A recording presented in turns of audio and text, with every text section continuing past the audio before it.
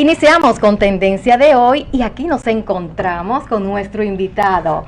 Es psicólogo, conferencista, experto en gerencia y liderazgo, derecho internacional humanitario, especialista en resolución de conflictos, profesor de la Universidad Católica Santo Domingo. Bienvenido a nuestra Tendencia de hoy, licenciado Ángel Bello. Muchas gracias por la invitación, gracias, me siento contento, me siento muy feliz, sobre todo que estoy en tendencia, ¿verdad? ¡Wow! Sobre todo en tendencia. Hoy estamos en tendencia con Ángel Bello, profesor de la universidad. ¡Wow! Hoy vamos a aprender mucho aquí. Y sobre todo, Raquel, resolución de conflictos. ¡Ay, uy!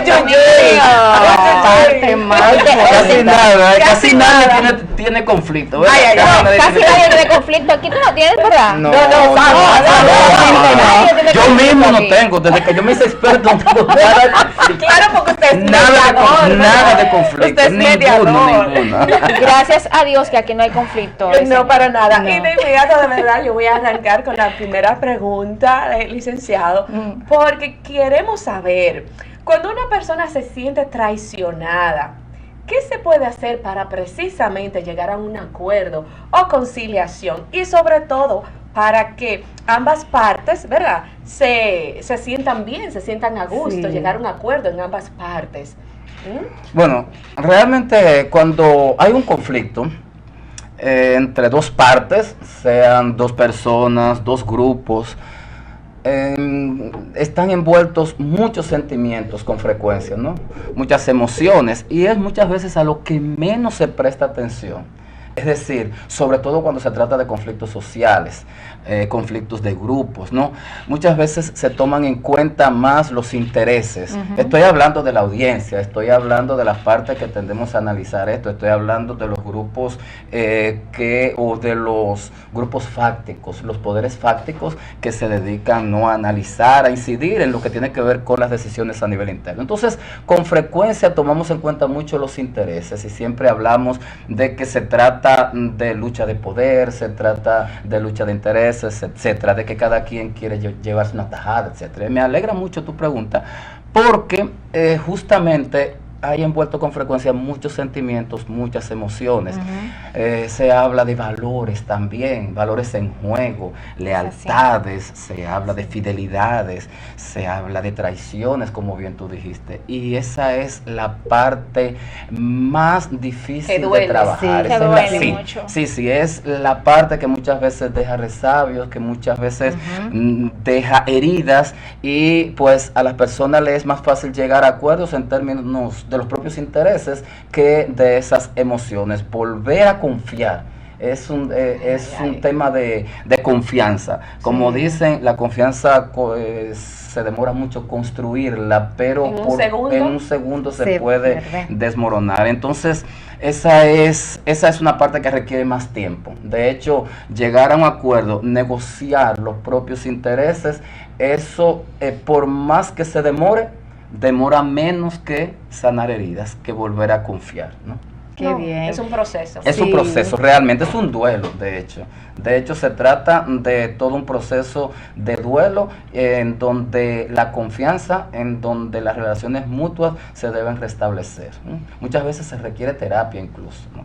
Qué bien. Licenciado Bello, ¿usted entiende que tenemos en nuestro país funcionarios, sobre todo con cargos públicos, que carecen de inteligencia emocional?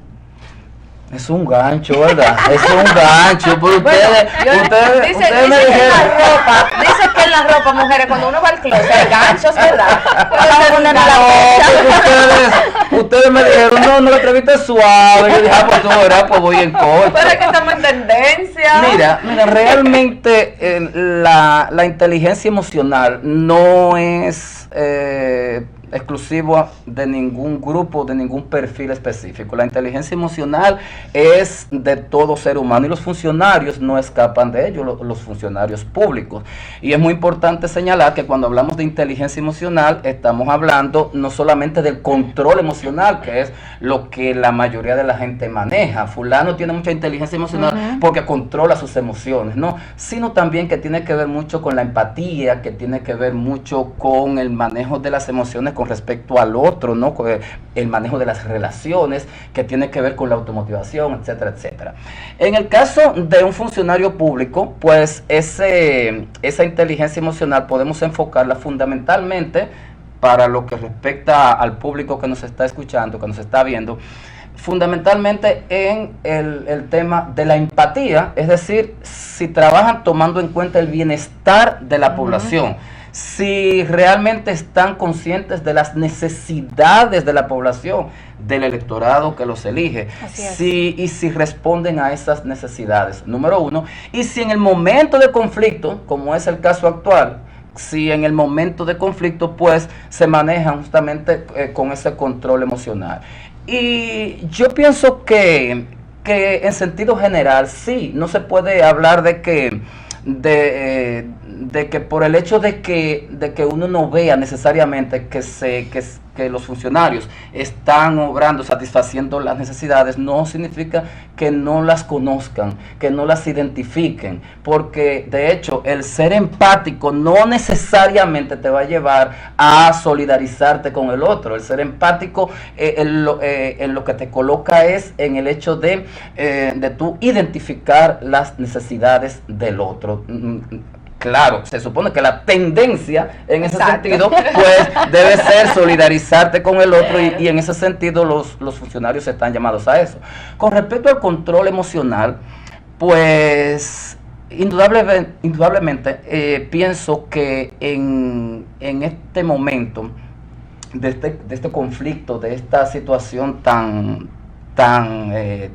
álgida, ¿no?, que está viviendo los partidos, específicamente el Partido de la Liberación Dominicana, pienso que en algún momento, en determinados sectores, pues el control emocional no ha estado presente, porque de hecho se trata de un conflicto que ha desembocado en esta situación, pero es un conflicto con el que se viene trabajando desde hace, yo diría, que décadas, ¿no? O sea, se trata de muchas emociones acumuladas, muchas frustraciones acumuladas, y pues en algún momento usted ve que que otro funcionario, que otro miembro del partido, pues tiene manifestaciones que no necesariamente se corresponden con un nivel de inteligencia emocional, ¿no?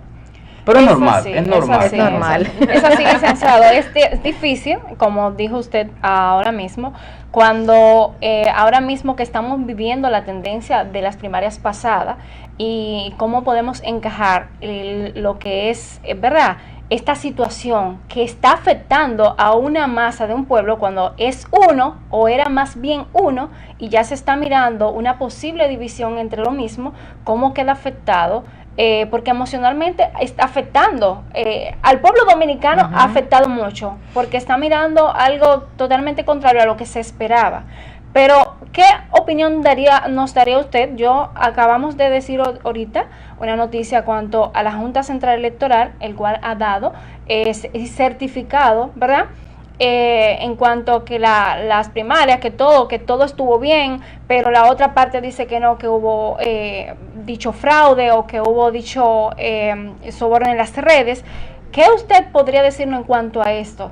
¿Qué usted cree que habría pasado en verdad? Si eso sería cierto, si hubo, ¿verdad?, hubo algún error en el sistema. Bueno, realmente hay una parte que está argumentando que se hizo fraude y está acusando directamente al árbitro, al juez. Eso es lo más complicado, porque ya no se trata de que una parte acusa a la otra, sino que se trata de un árbitro que se está descalificando. Exacto. En ese orden, pues pienso que la Junta Central Electoral ha podido, en su calidad de árbitro, manejar el tema, la crisis, de manera más proactiva, si se quiere. Entiendo yo que independientemente de que haya habido una situación irregular o no, independientemente de eso, hay una parte que está demandando explicación, y es muy importante para un árbitro escuchar y, número uno, responder. Y hay muchas respuestas en ese sentido que se han demorado. Algunas no han llegado y otras han llegado pero de manera tardía. Por ejemplo, en el caso de la auditoría al software, ¿no? Pues es algo que se ha estado demandando desde mucho antes de la celebración de las primarias. Y no se dio una explicación a su tiempo de por qué no se hizo algo que estaba contemplado. Más adelante, cuando se destapa la crisis, pues entonces el mismo doctor Fernández pues vuelve y demanda esa auditoría insistentemente, pero entonces la Junta Central Electoral guarda silencio en ese sentido. Y ya más tarde, después de mucho tiempo, pues entonces ya cuando la crisis ha alcanzado niveles insospechados, definitivamente, pues entonces la Junta responde, hace una rueda de prensa. Esa rueda de prensa pienso que se debió hacer con más tiempo, se debió hacer a tiempo y probablemente muchas cosas se hubieran manejado mejor. Esto independientemente de que sea cierto o no, de que haya habido fraude, pero es deber de un árbitro responder. No, el quedarse en silencio, eso complica la crisis, complica el conflicto y vuelve más polarizadas las posiciones. Entonces, en ese sentido, pienso que la gerencia de la Junta ha pecado de retraso en la retroalimentación con respecto a lo que ocurrió o a lo que no ocurrió. Y ya que estamos hablando de gerencia, de inteligencia emocional, de funcionarios, como gerentes de la Junta Central Electoral, es muy importante que haya una toma de decisiones, que es lo que caracteriza fundamentalmente a un gerente, una toma de decisiones no solamente a tiempo, sino de manera decidida. Que pienso también que eso le ha afectado al proceso, no solamente a propósito de la crisis de la cual estamos hablando. Desde el primer día ha habido muchos puntos, muchos momentos en el proceso en donde se ha visto una gerencia dubitativa, una gerencia poco decidida, una gerencia que no toma decisiones al momento que debe tomarla y de manera, digámoslo así, de manera categórica, de manera responsable. Ha habido cierta timidez, si se quiere, en ese sentido. Y muchas veces eso no está ligado necesariamente a una situación extraña, a una situación fraudulenta, a una situación de anormalidades. Tiene que ver justamente con el perfil gerencial, con el trabajo gerencial, como ya he dicho, con la toma de decisiones que es propia de un funcionario, en este caso de un gerente de la Junta. Es decir, licenciado, que usted siente debilidad e inconsistencia en lo que al presidente de la Junta Electoral se refiere. Sí, definitivamente que sí. Desde el primer día, de hecho, eso lo ha demandado muchos sectores. El momento de aplicar las reglas, de fiscalizar, de aplicar sanciones a uno y otro sector, a una y otra parte. Desde el primer día se ha visto, y eso le ha hecho daño al proceso, porque probablemente estos honorables jueces sean muy pulcros. Yo no dudo de su pulcritud, de su honorabilidad, de su honradez. Pero entonces dice un adagio que el monje no solamente, ¿cómo es? La mujer del César, así es, ya iba yo con monje, que la mujer del César no solamente debe ser seria, tiene que aparentarlo. Entonces, reitero, yo no dudo de la honorabilidad de esos jueces. Sin embargo, repito, ha habido momentos específicos, hitos en toda esta historia, en todo este proceso electoral, en donde la gerencia ha faltado. Sí. La gerencia y las respuestas como mediadores o como árbitros en esta crisis que estamos viviendo ahora. Licenciado, una pregunta. ¿Los egos de una persona pueden afectar su liderazgo? No se me ría, licenciado. Ah, pero por reírme, ¿qué fue? Está prohibido reírse acá, ¿no? Me dice. Jamás. Con esa picardía. ¿Picardía quién? Ella, ¿verdad? No, Ella. Comentario. No, comentario. Mira, es muy importante tu pregunta, porque muchas veces cuando hay un conflicto, la demanda de una parte no necesariamente está referida a la cosa en sí, al objetivo en sí o al motivo del conflicto aparente. Me explico. Sobre todo en materia política y en conflictos de índole internacional, en conflictos armados, no necesariamente el motivo del conflicto, por lo menos por algunas de las partes, es el interés o el dinero, la riqueza o una cuota de poder. Normalmente juzgamos a nuestros políticos como personas que solamente están, que su conducta, su comportamiento está matizada, motivada por el interés, por el mercantilismo o por el poder. Y ciertamente hay una cuota importante de poder en estas motivaciones, de poder, el poder controlar, el poder dirigir un presupuesto, poder, etcétera, etcétera. Poder. Por supuesto. Ahora bien, dice un autor de este tema de conflictos políticos, conflictos armados, llamado Dan Kagan, que muchas veces la gente va a la guerra no necesariamente por esos motivos, sino por un tema de orgullo, de honor. Tú hablas de ego, ¿no? Sí. En el caso específico, quiero referirme al doctor Leonel Fernández.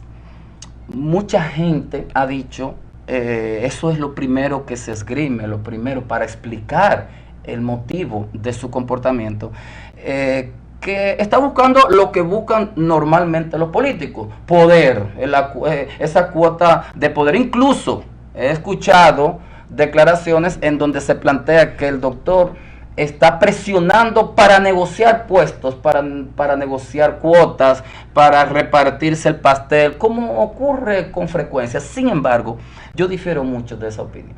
Yo entiendo que la motivación del doctor Fernández está sustentada fundamentalmente en el honor. Yo escribí en algún artículo por ahí que el doctor Leonel Fernández está obligado a ganar estas primarias, porque los resultados de esta justa van a determinar la suerte definitiva de algunos liderazgos, incluyendo la de él. Y en ese sentido, el doctor Fernández ha venido con una historia, digamos así, de derrotas a nivel interna que no se corresponden con la dimensión de su liderazgo.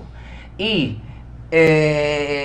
dicen que la tercera es la vencida. Yo no sé si es la tercera o la cuarta o la quinta, pero si no gana esta, pierde mucho, en el sentido de que estamos hablando de su final.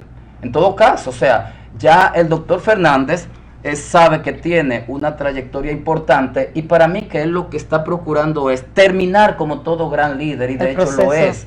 El doctor Leonel Fernández es un gran líder que sería penoso incluso para su propia imagen, para el propio legado a nivel histórico, terminar con esta historia de derrotas a nivel interno, y ahora una ya de manera más abierta, terminar como un perdedor, porque se supone que el doctor Fernández, como esos grandes líderes de Latinoamérica, terminan, sin embargo, tienen todavía mucho que aportar, mucho que decir, a nivel incluso internacional, porque Leonel es un líder con dimensión internacional.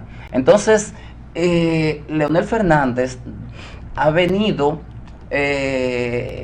viviendo una serie de momentos difíciles en su partido, en donde ha tenido que agachar la cabeza. Recordemos que esto de guardián de la Constitución, guardián de la Constitución, eso no fue ahora, eso fue en el 2012, cuando él se declaró institucionalista, guardián de la Constitución, etcétera, etcétera, etcétera. Una posición que en su momento yo critiqué, porque de alguna manera iba a tener que agachar la cabeza, y la agachó. O sea, finalmente tuvo que suscribir un pacto, tuvo que suscribir un acuerdo al que fue obligado, ¿no? Las circunstancias lo obligaron, tuvo que agachar la cabeza, y más adelante vuelve a ser derrotado con esto de que se desconoce el pacto, y él protesta. Y sin embargo, el pacto terminó desconociéndose. Pero no solamente el pacto con respecto a la no reelección, al nunca jamás, sino el pacto con respecto a la dirección de la Cámara de Diputados, que también no lo vamos a conocer, ese pacto. Otra derrota. Entonces, la dimensión del liderazgo del doctor Fernández no es para que termine acá. Por eso yo no creo que él va a negociar el hecho de la presidencia por cualquier vía. Yo pienso que de alguna manera el doctor Fernández está en eso. Sea por acá o por acá, pero el terminar así sería muy penoso y afectaría mucho sus sentimientos, afectaría mucho su autoimagen, afectaría mucho, digámoslo así, incluso yo diría hasta que sus emociones, ¿no? Sí, es cierto. Licenciado Ángel, me gustaría ya para culminar lo que es nuestro tema, liderazgo y poder. Sí. ¿Verdad? Ya de hoy, me gustaría que me dijera algo así como breve, ¿qué es lo que necesita nuestro país? Bueno, que yo sea presidente. Yo quiero ser presidente también, porque aquí todo el mundo quiere ser presidente. Estuvo buena esa. Realmente, yo digo que las elecciones de mayo, de febrero, bueno, las elecciones, ya estamos en campaña. Va a ser un torneo lleno de emotividades, lleno de emociones, de sentimientos, porque no solamente los candidatos son seres humanos, al pueblo se le olvida eso, solamente ve esa parte, que es lo que quieren coger, que lo que quieren robar, que es lo que quieren ganar, son seres humanos. Exacto. Y ahí hay sufrimientos, y ahí hay lágrimas, y ahí hay matrimonios que discuten y que lloran, ahí hay amigos que se separan. En el momento en que el doctor Fernández tome su maleta, señores, esto no es solamente un asunto de dinero, de poder, es un asunto de sentimiento, porque estamos hablando de amigos, estamos hablando de amigos, de años, de amistad, de amistades, de valores, de un colectivo que se llama PLD, que tiene una cultura organizacional y que está fundamentada en valores que han construido por años, por décadas. Señor, eso es lo mismo que una familia. Claro. Es lo mismo. Entonces, esa misma situación en términos de emociones ocurre con los hijos. Es decir, en este caso, el doctor Fernández, Danilo Medina, Margarita Cedeño, los demás líderes, ¿no? Serían, si traspolamos eso a una familia, serían los padres. Pero ¿y los hijos? Y ese pueblo peledeísta, que se sienten que también heridos, llora, ¿no? Llora, sufre. Esto no es solamente un asunto de interés. Entonces, con relación a tu pregunta, el hecho de, o sea, ¿qué se merece el pueblo? Yo pienso que tenemos que poner mucha atención en ese duelo también que está atravesando el pueblo. No solamente el pueblo PLD, ¿no? Esa facción, el PLD, claro, sobre todo los PLDistas, sino el pueblo en general. Hay mucho dolor, hay mucho sufrimiento. Esa militancia que dice a Leonel que se vaya, un traidor y esto, al momento que lo haga va a llorar, créeme, va a sufrir, porque han sido muchos años de construir, de cimentar un liderazgo, y los liderazgos tienen su carga sentimental, su carga emotiva, sus afectos, y entonces pienso que ese aspecto, las personas que hacemos opinión pública, los líderes del partido tienen que tomarlo en cuenta, el daño emocional que se le puede hacer a una población, a un grupo que al final no tiene la culpa, como los hijos que no tienen la culpa. Entonces yo pienso que esa parte emocional está siendo muy desatendida por los líderes y por la gente que hace análisis, que hacemos opinión pública y que solamente nos concentramos en la parte de los intereses. Excelente. Muchas gracias, señor Bello, por estar con nosotros Y ya en se este hermoso acabó. programa. Lamentablemente. Yo vengo el sábado otra vez, muy chin. El sábado lo tenemos aquí otra vez. Sí, hemos llegado. Gracias. Color, como Me Gracias. encantó su aporte al país y a todo. Muchas gracias por venir a nuestra invitación y bueno, ¿Cómo no? ha sido un aporte majestuoso, de verdad. Gracias, Maravilloso, estoy a sus órdenes. Muchas gracias a ustedes. Gracias, sí. Pero vamos a recordarle nuestras redes sociales, @Tendencia de Hoy, en YouTube como Tendencia de Hoy. Con ustedes estuvo Ana Iris Hernández. Raquel Suárez. Y Saily Guerrero. Hasta la próxima. Bye. Bye.